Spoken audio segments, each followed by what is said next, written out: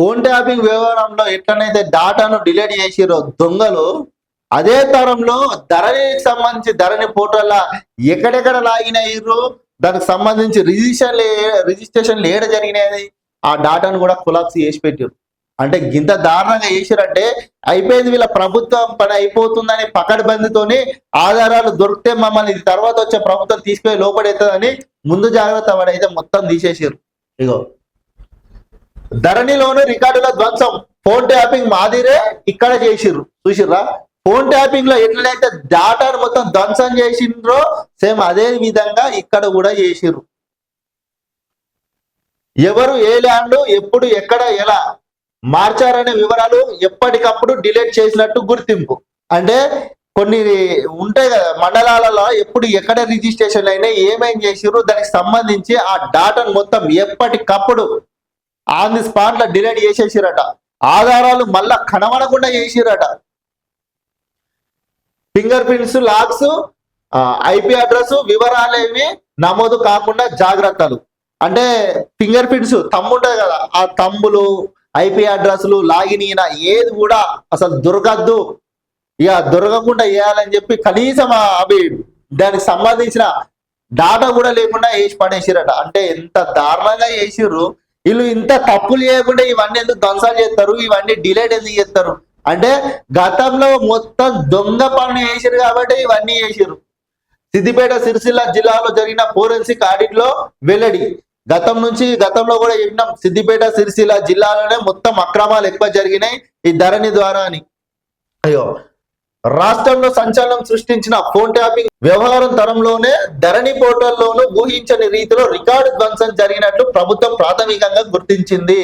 గత ప్రభుత్వ కాలంలో కీలకమైన భూ రికార్డులను తమకు అనుకూలంగా మార్చుకోవడమే కాకుండా ఆ మార్పులకు సంబంధించిన ఎటువంటి ఆధారాలు దొరకకుండా పకడ్బందీగా డేటాను తుడిచివేసినట్టు తెలుస్తుంది. ఫోన్ ట్యాపింగ్ కేసులో సిబ్బంది ఎలాగైతే సాక్ష్యాలను ధ్వంసం చేశారో ఇక్కడ కూడా సాఫ్ట్వేర్ సాయంతో డిలీట్, ఫుట్ ప్రింట్స్ లేకుండా జాగ్రత్త పడ్డారు. ఎవరు లాగిన్ అయ్యారు, ఏ సమయంలో మార్పులు చేశారు, ఏ ఐపీ అడ్రస్ ద్వారా ప్రక్రియ జరిగిందనే కనీస సమాచారం కూడా లేకుండా సర్వీస్ లో మార్పులు చేసినట్లు ఫోరెన్సిక్ నివేదికలో స్పష్టమైనవి. చూసారా, ఏ లాగిన్ నుంచి ఏ ఐపీ అడ్రస్ నుంచి ఏం చేసిర్రు, ఏడ రిజిస్ట్రేషన్ ఏ తమ్ము ద్వారా అయినాయి అనేది మొత్తం సాఫ్ట్వేర్ సాయంతో కొలాప్స్ చేసి పెట్టిర్రు. ఎలాంటి డాటా కూడా దొరకకుండా. అంటే వీళ్ళు అధికారంలో ఉన్నప్పుడు 10 సంవత్సరాలలో చేసినటువంటి లంగా పనులు దొరకాయని అనుకున్నారు. కానీ ప్రభుత్వం అయితే మెల్లగానైతే ఎక్కడెక్కడ అక్రమాలు జరిగినాయి అనేది అయితే మెల్లగా దొరకబడతారు. ముఖ్యంగానైతే రాష్ట్రంలో సిద్దిపేట సిరిసిల్లాలోనే మాత్రం విచ్చలవిడిగా అడ్డగోలు అక్రమాలు జరిగిన ఈ ధరణి ద్వారా మొత్తం మీద అయితే ఆడిట్ జరుగుతూ ఉంది. ఇంకా సమాచారాన్ని అధికారులు సేకరిస్తా ఉన్నారు. చూద్దాం మరి ఇంకెంతమంది ఏమేం చేసిరు, ఎన్ని విధ్వంసాలు సృష్టించిరు రాష్ట్రంలో, ఏమేం చేసిరు అనేది కూడా బయటకొస్తుంది.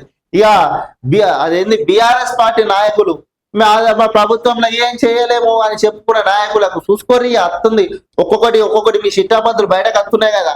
ఇక ఎవడెవడి బాధ్యులు ఉన్నాడో అందరిని అయితే ప్రభుత్వం విడిచిపెట్టది.